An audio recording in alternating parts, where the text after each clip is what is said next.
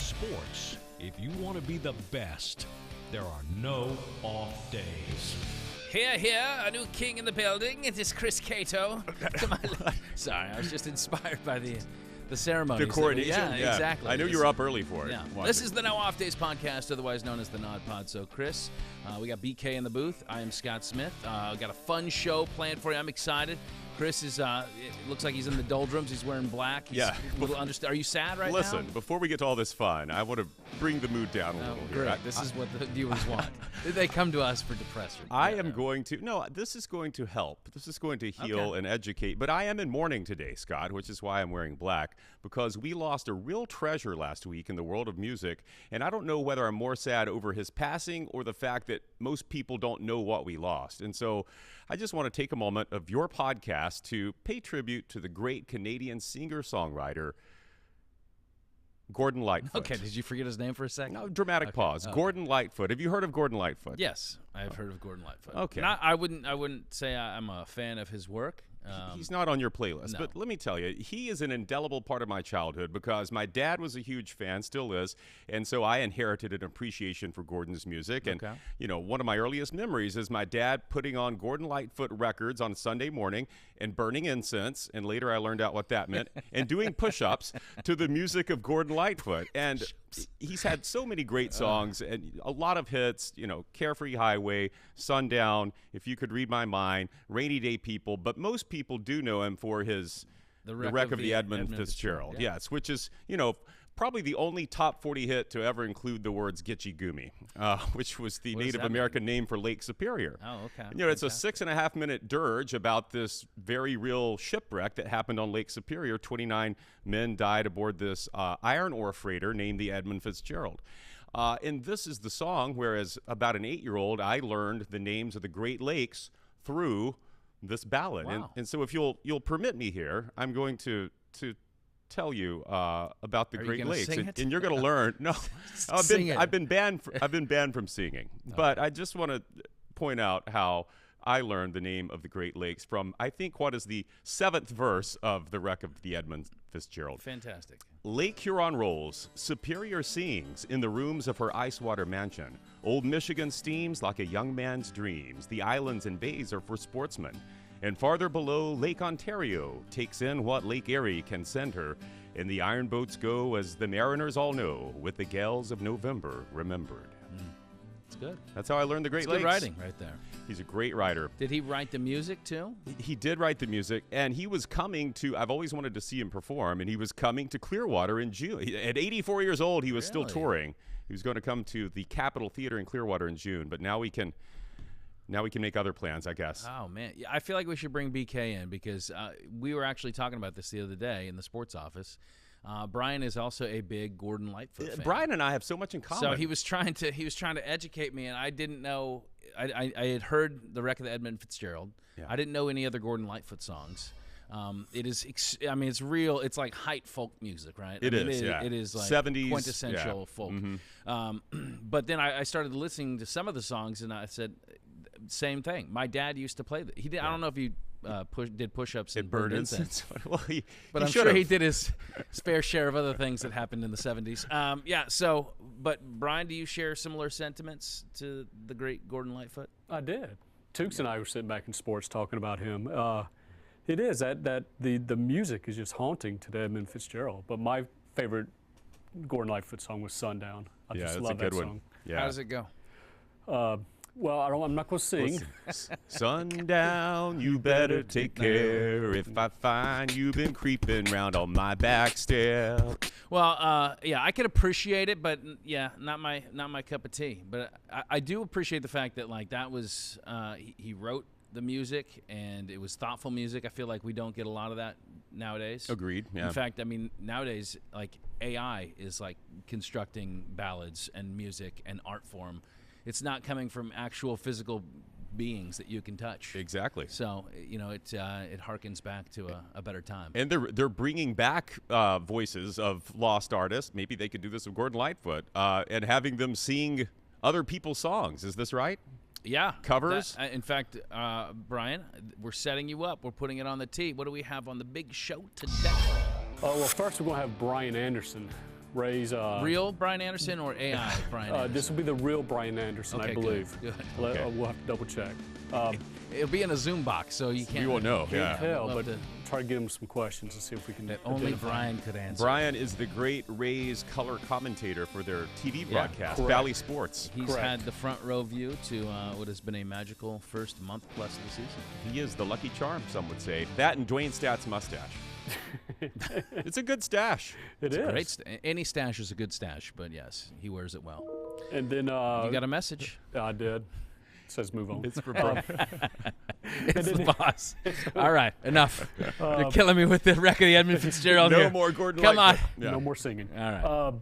And then in the second half, we are going to look into some AI songs, because these things that first came out was Drake and The Weeknd put out one that one came out with it that kind of everybody was going crazy for. Now, just about you can look up anything and there's an AI song about it. And so there's some interesting kind of mixes between bands, some Dead people and living people. Yeah. Yeah. Well, So we'll play some, give a sample of some, and see, get your impressions all on right. it. Well, Fun. I like it. Yeah. We're the ones who broke the news of AI on this I thought we podcast. were. It had like never been talked about 3 or 4 out months loud. ago. We Yeah. did a show in AI. Yeah. Now it wasn't fine-tuned yet. It didn't sound like our voices, but The more that we talk about it, the more power AI gets. So I don't know. I mean, I'm worried about world dominion here, and so maybe we shouldn't discuss AI anymore. I'm World worried Dominion would have been a great name for a Kentucky Derby horse. By the way. Ooh, yeah. Missed an opportunity Mage, Mage. Should have put some Mage cheddar on did it. Mage. Hey, and our guy Forte, he finished like dead last, right? He scratched. He scratched. That's, Mage almost beat Forte in the Florida Derby, and so I thought, hey, if Forte is a big favorite, why not put money on Mage? And of course, I didn't. No.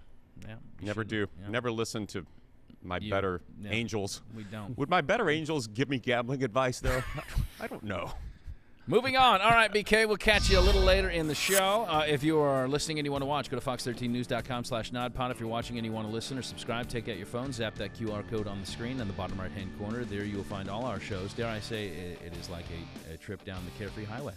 Oh, yes. You've seen better days. The morning after blues. From my head down to my shoes. Carefree Highway. Let me slip away. Let me slip away on you. I'm so glad you said that. Please subscribe, fox13news.com/nodpod. So we're going to get into our talkers now, and we want to hit a few pretty rapid. We're not going to do pitch clock, Okay. but I think that we want to call this segment Love It or Hate It. Okay. Love it or hate it. Two things I'm okay? good at. Love it and hate it. Let me give you an example. Our first story is, I don't know if these New York City radio guys, they do the drive at WFAN in New York. Of course, Yankee fans. Yeah. They- Actually, one of them's a Mets fan, but go ahead. Whatever. All the same. So they have come out and they've lobbed a heavy accusation against your beloved Rays, saying that they have no proof, but they're saying that they've cheated. That the only reason this team could be, and as we tape this, they're 29-7, that they could be this good, taking out the best records in baseball that have stood for 100 years, is because they're cheating. They've got to, right? Some way they are not doing it right. And so they have lobbed this accusation. I think it's ridiculous.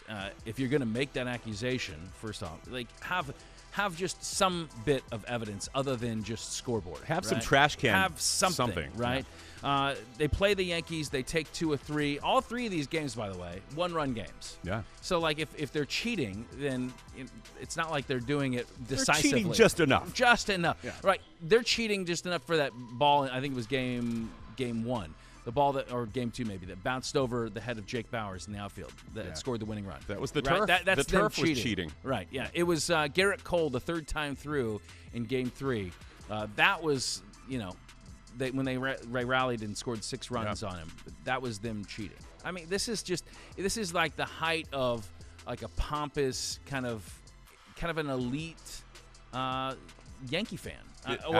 Or Mets fan, or whoever you want. I mean, they just can't give credit where it's due, and so because of that, I actually love this because I think it's just the type of thing that underscores just how petty they are, and it's going to be enough to fuel, I think, the Rays. I think, not that they're looking at headlines and then playing better because of that, but it's one of those things when you have doubters, when you have naysayers that say, hey, there's no way. This team is not that good, and they're overperforming.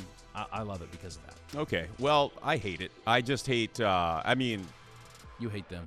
I just hate the fact that talk radio, that the host can say these things with no evidence and then pump it out on social media and hope that it catches on, and it does. And there's, of course, they're getting slammed on social media, too, for saying this with no evidence. But I just don't like it. Don't like that you can just spew nonsense without evidence and, get people stirred up about it. They're sore because their payroll is over 3 times that of the Rays, and the Rays are beating them. Yeah, they spend $279 million on players, and they lose Aaron Judge in their 10 games, and they're buried in the East. All right, Nikola Jokic.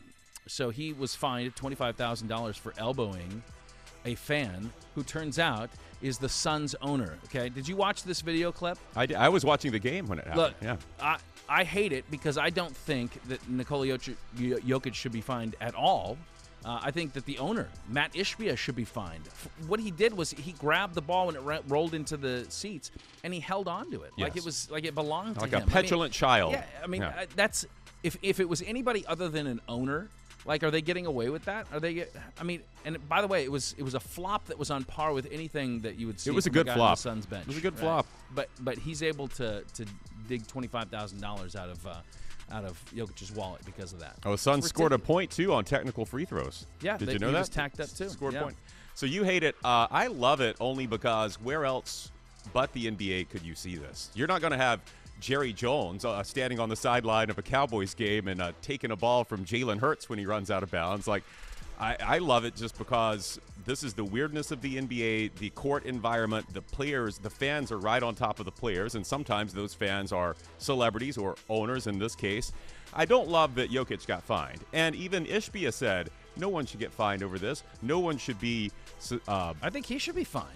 Well, maybe that's why he said no one should be fined over this. Hang on to the basketball? Are you kidding me? I love the flop, though. I love that he got his team a free throw. And I will say, though, Jokic giving him the little forearm there, don't blame him at all because if you look at the video, Ishbia puts his hand on Jokic's lower back first. And if someone does that to me, I might give him a little shiver. Nope. But I love that this happened. I think it just adds to what makes the NBA playoffs great. And what a series we're getting now between the Nuggets and Suns. All right, from one act of violence to the next. Maybe you'll love this because of it. Ross Chastain, former guest here on the NODPOD, slugs Noah Gragson following the race at Kansas this last weekend. These two are friends, purportedly. They practiced together. But after the race, Noah took issue with Chastain racing him a little too hard into the wall, and which I don't think he should have had a problem. I mean, watching it, it didn't seem like Chastain did anything wrong. But Gragson comes up, he's hot, and he cinches him up. He grabs him by the suit, and you could see Chastain saying, okay, let me go. He warned him 2 times, and then he clocked him good, man. A hook right across the face. And then, of course, a NASCAR official gets involved, and so Gragson's not able to respond. But I love that. You love it? I love it because I love what Chastain is doing. He's a polarizing figure in a sport that needs more of these guys. And a lot of people take issue with sometimes what he does on the track and his ambition and drive to win. And I love that. Like, even if he's not going to win the race, like, this dude's always fighting. Like, he's always, like, gunning for the top because he's scrapped and he's clawed his entire career to get into one of these cars. And he's going to fight just like he's always fought. Like, he's always trying to accomplish that next thing. And so I love it. And I think, look, more fisticuffs in NASCAR is probably okay. I don't think NASCAR should fine him or any type of penalty should come down. But I love it. Do you? He's the watermelon man too. You know, he has he's a watermelon grower from Florida, so maybe he'll smash the next guy over the head with a watermelon and take it to the next level. I hate it for all the things you just said. It's manufactured. These two guys are friends. How is it manufactured? I'm explaining it. These two guys are friends. They practice together. If you look at the move on the track that Noah Gragson was upset about, it wasn't anything that doesn't happen all the time. Oh, and it's convenient. The cameras are all there to catch this interaction. You said he slugged him good. He did not. They had. Did he land the punch? Yeah, he landed it, but it came from right. For our audio audience, this isn't going to make sense. They were holding each other's arms, and it was a short jab to the face. it was nothing that Noah couldn't take. I mean, this was. So you think that they orchestrated this? Was manufactured, and it was exactly. Oh, wow. Yeah, and Tony Stewart on this podcast a couple months ago said NASCAR needs this kind of thing. We need rivalries. We need bad boys, and for the same reasons Ross you're saying. was listening, and he said, that's a great idea. Yeah, this is a big conspiracy because what do they have coming up next? Darlington. Well, Darlington, things get really tight. You've got a narrow lane there. Guys are going to be mixing it up. Big conspiracy. WWE SmackDown. I don't like it. Yeah. Oh, what's the word? I hate it. That's it. I'd like to see some evidence of that. No, it was a nice, clean punch to the face. It was a kitty slap. No, it was definitely not. He got him. He got him good. Now, the only thing I don't like about it is that the NASCAR official got in between. I want to see them. Also part of the orchestration. Yeah, right. Yeah. Gragson signing up for a right hook. It was an easy. I'll not take it. easy. Give me what? Give me right now. No. My goodness. Get out of here. Don't tempt me. I've been told I have a very punchable face, but he won't punch it. He's afraid. No, that was pretty clean. All right, San Francisco Giants. So a bunch of them. Speaking of pretty clean. Yeah, clean. They visit Mexico and they get Montezuma's revenge. So everybody's in a bad way in that clubhouse, and look, it got messy, it got stanky, it got bad. And who jumped on this? The people over at Dude Wipes. And they sent the San Francisco Giants 100 packs of Dude Wipes, as well as 4 Dude Bombs, which are toilet stank eliminators, 12 toilet sprays. So that they got this whole big swag bag for their bowel issues. And I love it. I love it because here's a company that jumped on this. What was the discussion like, guys? Did you see this? Did you see the San Francisco Giants? They all have diarrhea. Yeah. Okay, let's send them the sweetest like let's go. Pack, yeah. And let's promote our brand in a public way. I love it. They jumped on the opportunity, and hopefully the dudes are feeling better and they're smelling fresher as well. I do need an explainer on what Dude Bombs are. What are Dude Bombs? Well, it's something that you drop in the toilet to make it smell better, I think. After you turn 2 in the clubhouse. I tried to find a reason to hate this, but I love it. I love it too. It's great. It's great marketing. They had done this previously with Kiki Hernandez of the Red Sox. Said that he pooped himself during a game, and they had sent him a pack of Dude Wipes. And so, but this is what is their Twitter search right now? Like the guys at Dude Wipes, what are the keywords that they're searching for, to try to find these celebrities that have intestinal issues? Maybe they have AI working on it. I don't know, but it stands to reason that this happened to the Giants though, because in that series with the Padres in Mexico, one of the games was 13-12, so there were runs all over the place. Yeah, they certainly the bed. All right, our last story. Mark Zuckerberg, the owner of Facebook, one of the richest men on the planet, has now taken up the sport. Actually, he did it during COVID lockdowns, the sport of Jiu Jitsui. Yeah. And he actually won a gold and silver medal. His net worth is $85 billion, and yet he's kind of taken upon a lowly posture and has gotten involved in hand-to-hand man combat. Hand-to-man combat. Yes, no Dude Wipes necessary, although maybe. Here I don't like it. I hate it. And here's why. Because you have a guy that's trying to create a fake infrastructure for how we interact as human beings. Meta, the whole metaverse? Yes. Everything is designed to have people go into their little silos and not deal with real life. And I think it denies how we were created to interact with one another. Right. And yes, some of that is, it's not, I'm not a proponent of physical violence, but there's obviously something very innate, very physical about, jujitsu with one another. So it's like the hypocrisy of sitting here saying that we can live societally in our bedrooms, in our closets, and we can interact with one another in this metaverse. But yet he's out there saying, maybe it's not. Maybe it's not enough. Maybe I need more physical action in my life. Maybe I need to feel like I'm living a little bit more. That's why I hate it. Okay. Well, why does can he not be balanced? Does he have to just live in the metaverse? But he's creating something. I'm not saying I'm not saying that he doesn't live that way, but he's creating something that I think could potentially be bad for society. Well, some people think rum is bad for society, but Captain Morgan doesn't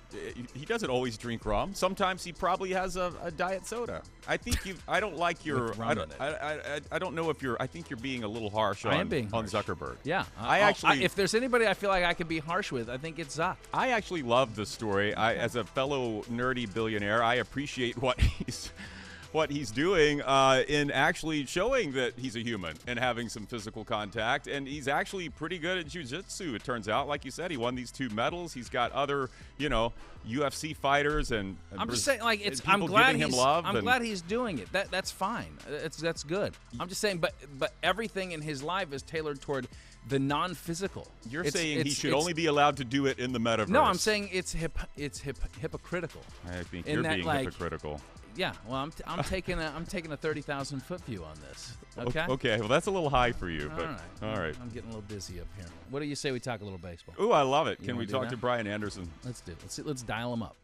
Well, Chris, you can catch our next guest on the call of every Rays game on Bally Sports. Rays TV color voice Brian Anderson is our guest here on the NODPOD. And BA, I'm coming right out of the gates, hot and heavy with this one, okay? I know you've heard sports talk radio guys up in New York, the WFAN, saying that the reason the Rays are sitting with this amazing record this far into the season is because they're cheating.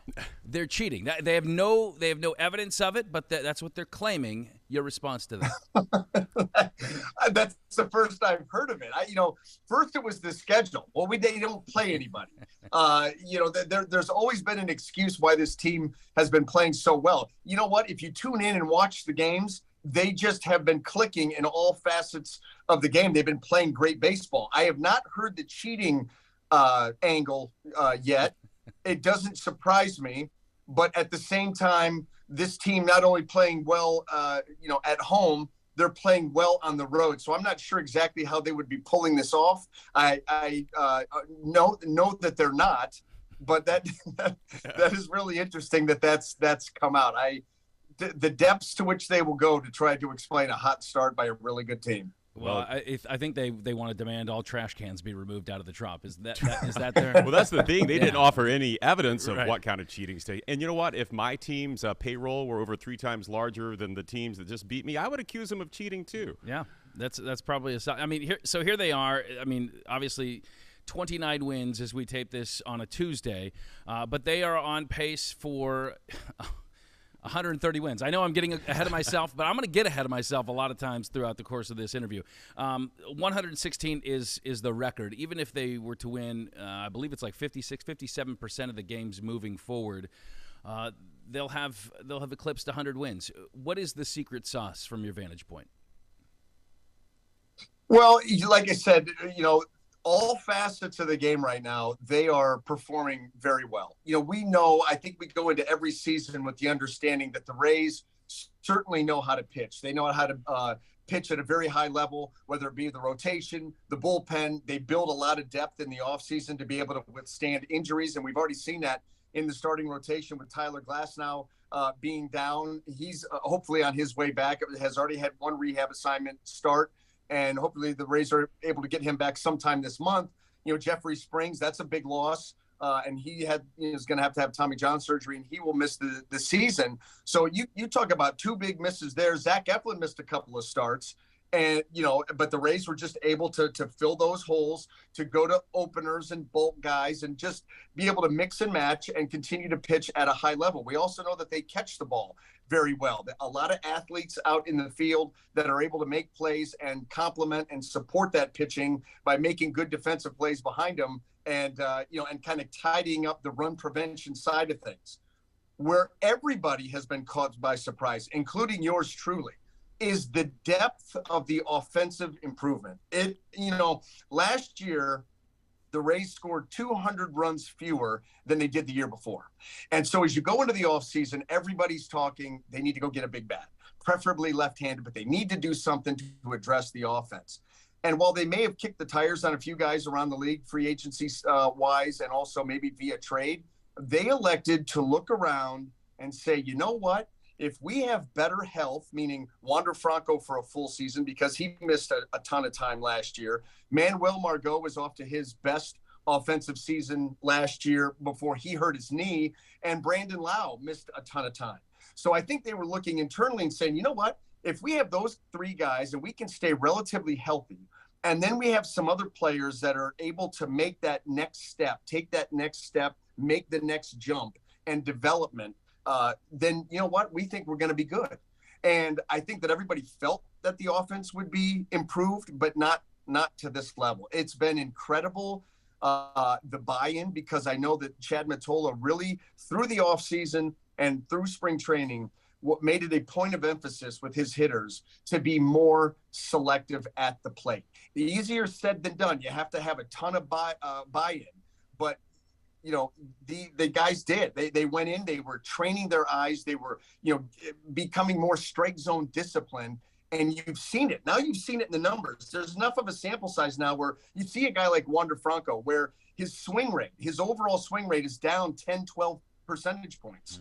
So he's not swinging at every strike. He's swinging at select strikes, pitches that he feels that he can drive. And guess what? His hard hit rate has gone up. He's one example of many throughout that Rays lineup who have bought into that. And, you know, it's just been incredible what they've turned that into. I mean, leading Major League Baseball in home runs by a pretty wide margin. And it really shows no signs of slowing down because everybody in that lineup, you know, they contribute.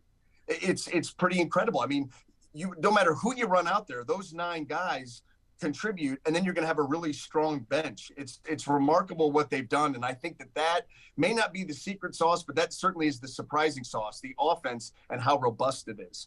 We like the surprising sauce. Brian, let me ask you about one of the maybe the biggest storyline in Major League Baseball this year is the pitch clock, what it has done to games. But I want to hear your perspective. We've talked to death about how it's shortened games and how, you know, really a lot of people are enjoying this. But I want to hear your perspective as the color commentary guy. And by the way, I love you and Dwayne. You guys do such an excellent job.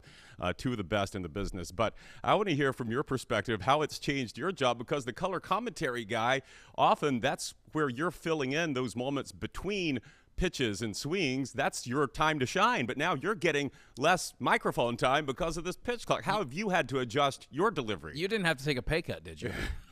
Yeah, no, thank goodness that was not the case. And, you know, thank you so much for the kind words. But, you know, that was the last thing that I came to realize about the pitch clock. We had heard about the pitch clock in the offseason, that they were going to implement it. Here we go. Okay, fine. Well, what did it do in the minor leagues? Well, it shaved off about 25 minutes. Okay, well, probably won't shave off that much, but it will probably shorten the game time. That'll be interesting. I can't wait to see what it's like. The first weekend of games in spring training, I was flipping around the TV at just watching an inning or two here or there of different games to see it put into practice.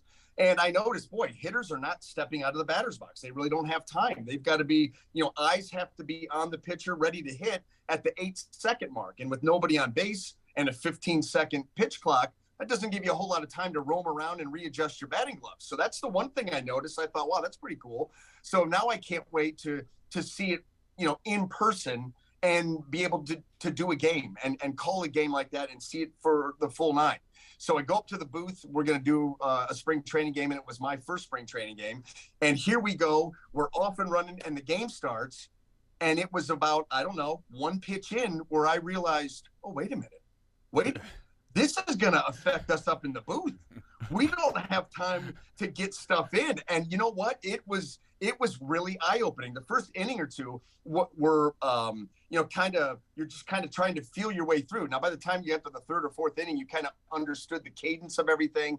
And if you did want to make a point, you've got to make it quickly and move on.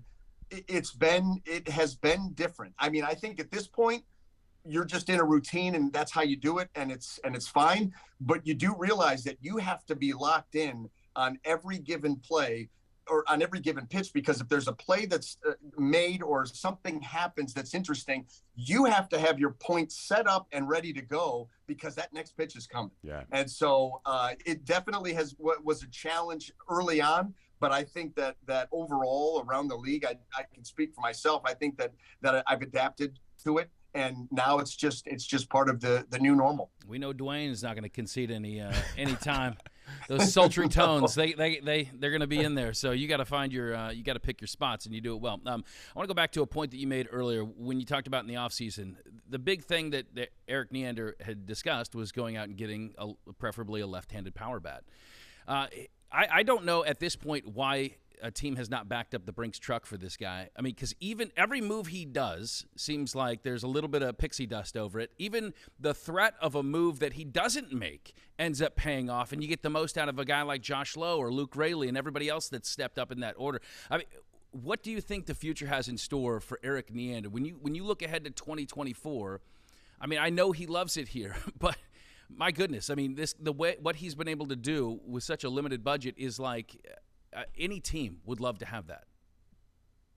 Well, look at all the guys that have been poached already through the years. You know, Andrew Friedman to L.A., Hein Bloom up to Boston, James Click over to Houston. I mean, they just keep coming in, grabbing them, and there's always someone up there to take the place of. But you're right. These guys are, they're in high demand because of what you just described.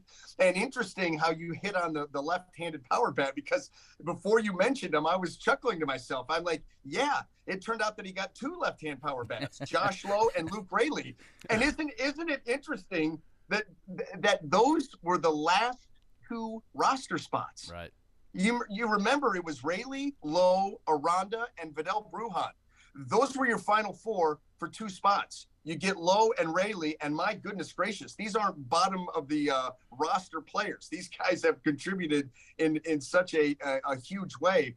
But yes, at the end of the day, Erik Neander knows what he's looking for. He knows what he's doing. He knows how to make it work. He emboldens his coaching staff, and hands them the reins to be able to go out and teach these guys. He just empowers them to do their jobs down there on the field. And, obviously the staff down there is as good as it gets around baseball. These guys are tremendous teachers of the game, and they communicate very well, and they have such a rapport with those players. They've built a lot of trust, so that when you build trust like that, now you can communicate with them and you can make changes. And that's what they've been able to do, and that's all been empowered by Erik Neander and the front office. Yeah, I'm not going to say it was like the strategy, but I think it is a strategy now moving forward. Just after the end of the season, just talk about vocally, publicly, what it is that you need most and what you're looking for, and maybe you'll find some guys to step up. Then it happens.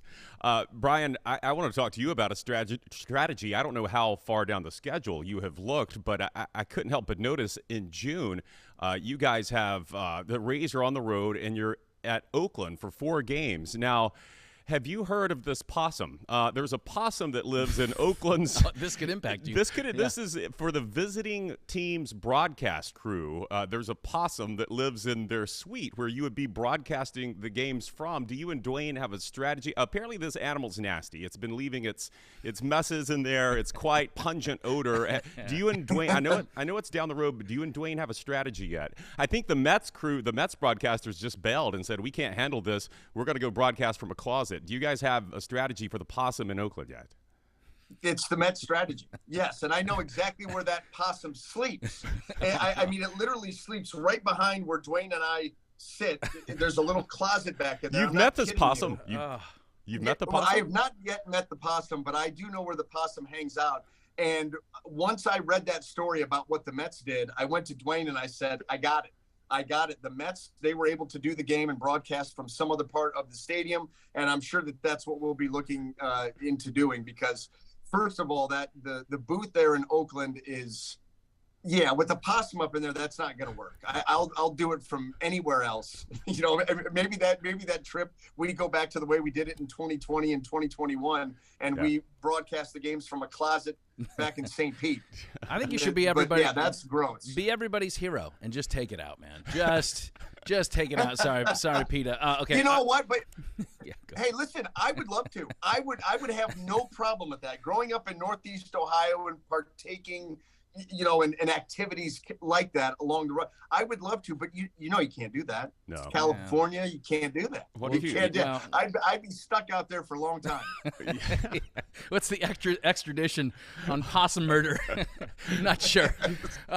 Real quick, you mentioned off the top Tyer Glasnow. They've done all this without a guy that has Cy Young stuff.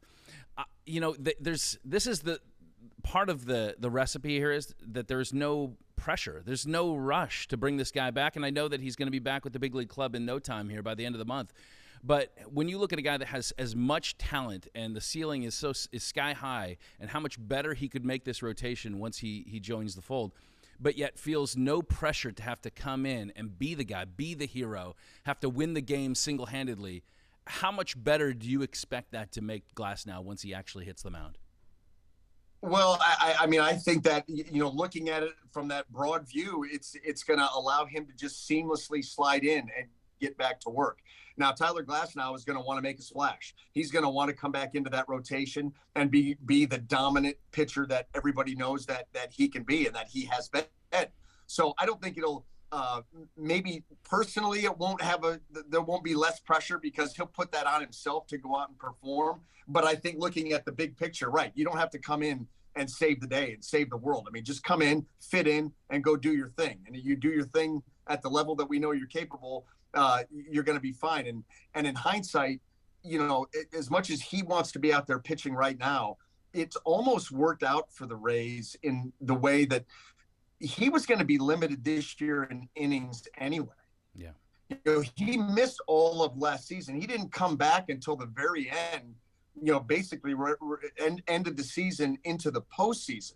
So he was going to be limited in innings anyway. So now that when he comes back, you probably don't have to have the leash around him as much as you would have had if he was healthy from, opening day and taking the ball that day or whoever it may be. It probably still would have been Shane, but he would have been right up there.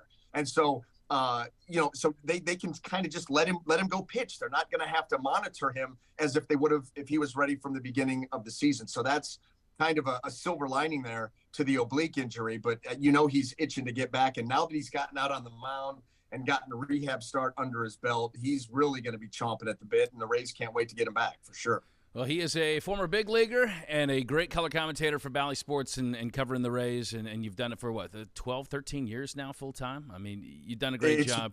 You guys narrate our summer for sure, yeah. and maybe even a potential secret possum hunter. That could be on the resume, too. Can't wait to see how they confront the possum in Oakland. Brian, thank you so much for your time. I appreciate it. All right, guys, I really appreciate it. Thank you for having me on. Keep up the great work. Thanks, Brian. Chris, I don't like to look ahead, but I'm going to look ahead. So in 2 months, we have the All-Star game. Yes. The Rays have never had more than 3 All-Stars appear. When I look at that roster, I mean, I know it's a popularity contest, but I see at least 5. Who you got? You got Wander, you got Randy. Wander, Randy, Shane. Okay. I think that Harold Ramirez has certainly made a case as a DH. Yandy. Possibly. And I got Yandy. Okay. Yeah, absolutely, yeah. Yandy. Yeah, he's been fantastic. Great at first base. And, I think there's also some fringe guys. But, again, the All-Star game is a vote by popularity, so people need to get on board. Well, I think that the overall team record is going to help that. Yeah, people are going to continue to gravitate and watch this team, and as they get more national eyes on them, hopefully they get what they deserve. Winning breeds popularity is what you're saying. There you go. Yeah. All right, let's switch gears. Bring BK back in. I understand we have a new we have a NODPOD breaking news update. Yes. NASCAR says they will not penalize nor fine either Ross Chastain or Noah Gragson for their pit road thing. Good. Because it was orchestrated. Did not see the word orchestrated, but they said they talked to him, looked at it, and they said they'll continue to have conversations with them both. What do you make of Cato's assertion here that this was a WWE? They had gone in beforehand. They had choreographed what the routine would be. That's not what I said. I didn't say they choreographed it. Well, they saw an opportunity. Yeah, they had an idea of what they were going to do. You said WWE. Yeah. Right. So that's choreographed. I think Noah got to the point of he wanted to say something to him after the race because he was upset. And fake or not fake? That's what I want to know. It wasn't. I don't think it was orchestrated. Okay, that's the question. Okay, well, right. But it was kind of Now, if Larry Mack comes out with a folding chair, these two guys then, were really trying to fight? Do you think they were really trying to fight? It's like like It's like anything where you, like baseball fights, most of the time they're just locking up, wanting somebody to break them up. It's not like a hockey fight where they're really out to get somebody. I think Noah wanted someone to break him up. Oh, come on. And I don't think Ross was looking for the fight, but I mean, but Ross slugged him. He conveniently punched him when it was. Definitely was looking for a fight. Convenient. And it was convenient that the officials were right there to grab everyone. And right, because they are coming over to his car. It's not like he. Well, I think one of the guys was one of the Trackhouse guys, so that was kind of the one that kind of. What are you saying? Adds fuel to my fire. It sounds like. He's got his personal guy there. One a NASCAR official. None of those guys were, officials. There's a guy with there's a guy. Look at the video. There's a guy with a shirt on that says official. Right. Right there, grabbing him. Then there's a guy, the big guy that grabs Noah, and then that's where Noah couldn't. But regardless, we're talking about it. It's got everything at what because NASCAR here's the wants. problem: is that we can't trust anything nowadays because of AI. It's AI. Was that even Ross Chastain? Yeah. This is Was actually it? not Was it a me. fake punch? Did he make it? Was it Will Smith and Chris Rock? true. Oh, that was real. That really Yeah, happened. see, here we go. We don't know what to That's believe. true, All right, Scott. all right. Speaking of things that are utterly fake, our last segment. Yes. How about some AI songs? You know, there's technology out now where they can just mimic, dead, passed away artists to play cover songs essentially, or make up new songs. Yeah, I think it goes beyond mimicking. They're taking their voice samples and having their voice spit out these different words. And we want to know how good it is. Yes. Right? So I got a couple of them. Hold water. I'll play for, and you tell me if it's pretty good. The first one is Kurt Cobain singing "Black Hole Sun" by Chris Cornell and Soundgarden. Yeah.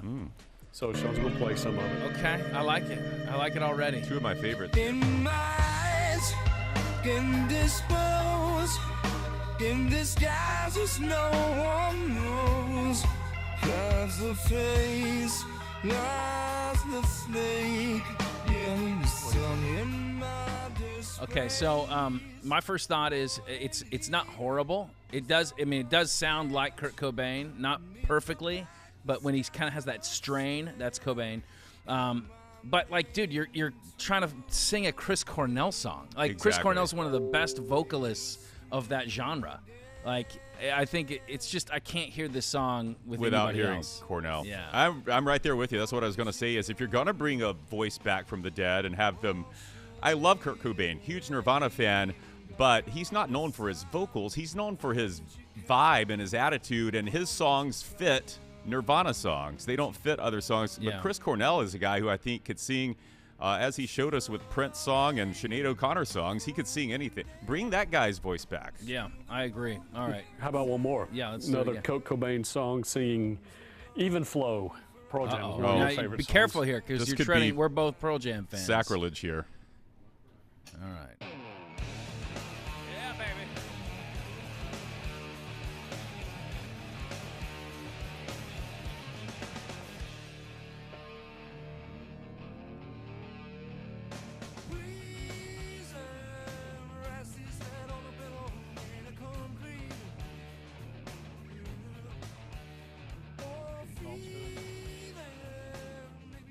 Okay.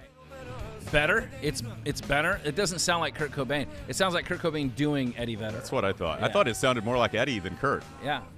which is, I Do you mean, think that they're combining them, like when they're it's doing what the it sounds AI? like, a mashup of those two, which is really, odd if you think about it because, and Looks insane. you looked insane when you said that. Kurt Cobain didn't like Pearl Jam, so I feel like this is, probably sacrilege for Nirvana fans. Yeah, I think that's the point of some of these songs that we're going to hear here. But that's Yeah. I think Scott hit it on the head where he said this is these guys singing. It's almost like you went to Kurt Cobain. Hey, sing like Eddie Vedder. Doing- Even right now when I'm hearing Yeah. that sounds like Eddie. Yeah, because Kurt didn't have that kind of range to go up there where Eddie goes. Like, he kind of stayed in his own kind of gravelly, like, raspy kind of. I don't know. He had a few, I think, but no, that sounds like Eddie to me. I just don't think. I think That's Eddie. Lafug. That's was Eddie. All right. Yeah, Kurt wouldn't do Okay, that. how about Not this impressed. one? This one, you never thought these two would mix up. Freddie Mercury, holy cow, Queen. great singer, singing "Thriller." Michael Okay. Jackson. Okay. Could be interesting. I like this.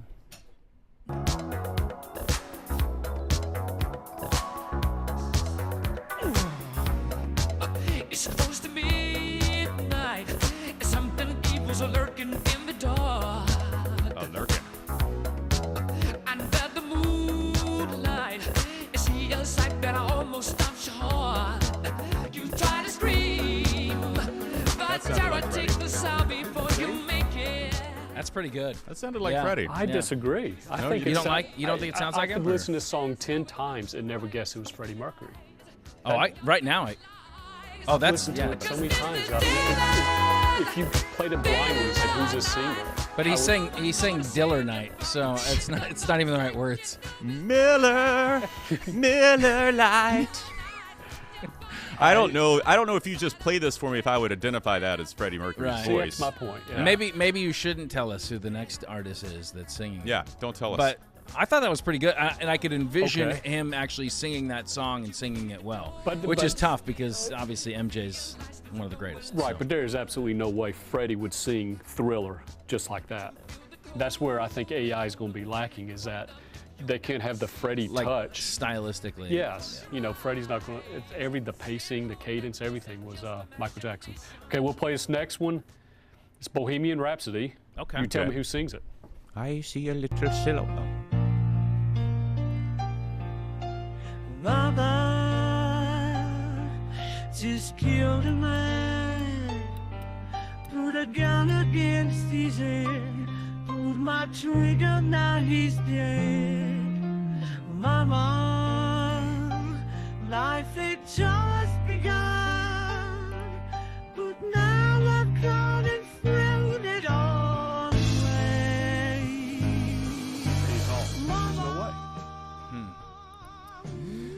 Is that Freddie Mercury?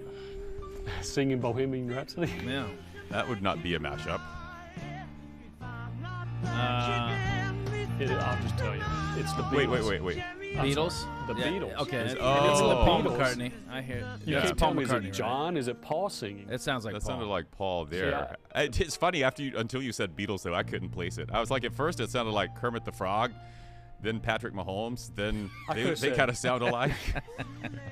I couldn't tell, but after you said and when we got to that part of the Oh, that's Paul McCartney. Yeah. I don't You don't know. think so? You think that's John? I don't know. I first You think was it's thinking Ringo? Paul McCartney, then I was playing for someone else in the edit booth, and they were saying, "What's John singing?" And I'm going, "You can't tell." Really? Well, I I'm not. couldn't maybe tell. we should have John come back and sing some Paul. For Yeah, That us. would be nice. Yeah. Oh, there you go. That would be cool if you could switch out the lyrics to the songs that they sang. How about one more? Yeah, let's hit one more. City of Compton. Keep it rockin'. But let me welcome everybody to the Wild Wild West. A state that's untouchable like Elliot Ness. The track gets your eardrum like a slug to your chest. Like a vest for your in the city and we in that sunshine state, roll the bomb. Envy, the stick where you never find a dance so empty and pimp speed. On a mission for them greens, lean, money making machines serving fiends. I've been in the game for 10 years making rap tunes. Ever since Honeys was wearing soon I was 35 Okay. and they dropped me a Anything? That is that's excellent. I like actually. that. Yeah. That sounded really good. And I'm a Tupac guy, but Yeah. that was really good. Yeah, I mean that's an unmistakable voice. I don't think Tupac would have a problem with Biggie doing that. You don't. Maybe a little. I think Biggie would have a problem with him doing that. Maybe a little bit. I do like that. That after they're gone, you can sit there and have the rivals Yeah. singing each other's songs. Have 'em It's duke kind of it like out. a kumbaya moment post mortem. You know. That That was pretty good. That sounded good though. I listened to another one of Biggie doing a Nas song, New York Nas? State of Mind, and it was really good. Okay. I think Biggie's got one of those voices you could put on any rap track and it would sound great. Well, I think I mean, again, I think the singing part is difficult to hit right because there's a lot more nuance Yeah. when somebody's singing a song. When they're rapping it, though, maybe that's easier to do from an AI standpoint. Okay. Yeah. I mean, I that could see sounds that. exactly like Biggie. Yeah. I mean, that's pretty good. I like it. You too. We should have a duet, him and Tupac, kind of. Yeah. Or we should have crossover artists like Luke Combs singing Even Flow. Let's have Gordon Lightfoot do Biggie Smalls. I love it when you call me Big Papa.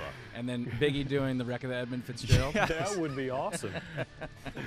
That would be so cool. Oh, that is good. I like it. That was some AI fun right there. That was. But now they're gonna take over the world because we just Take gave my them job. more airtime. Oh, boy. All right. That was good. That was Thanks, a fun guys. experiment. Thanks, fake AI Brian. Yeah. Thank you. He's gone. Go charge up. Yeah. All right. Very good. To watch full-length episodes of this here podcast, head to fox13news.com/NODPOD. QR code on the screen. You can subscribe on iTunes, Google Play, Spotify, and Stitcher. And get us every week in audio form. And remember, you can also catch us on social medias as well. Big thanks on the program. Brian Anderson, shining a light on these Rays. Not cheating. Getting it done the only way they know how, and that is just battling each and every night. Just by being better. And maybe BA has something to do with that. He's got the little got a plan. pixie dust that he's sprinkling. Got a plan for the possum, too. Yeah, knock that possum out. Much thanks to Chris, BK, production crew, Chris Griffin on the jib. Until the next time we are on, there are no off days. Oh, carefree highway. Let me slip away. Slip away on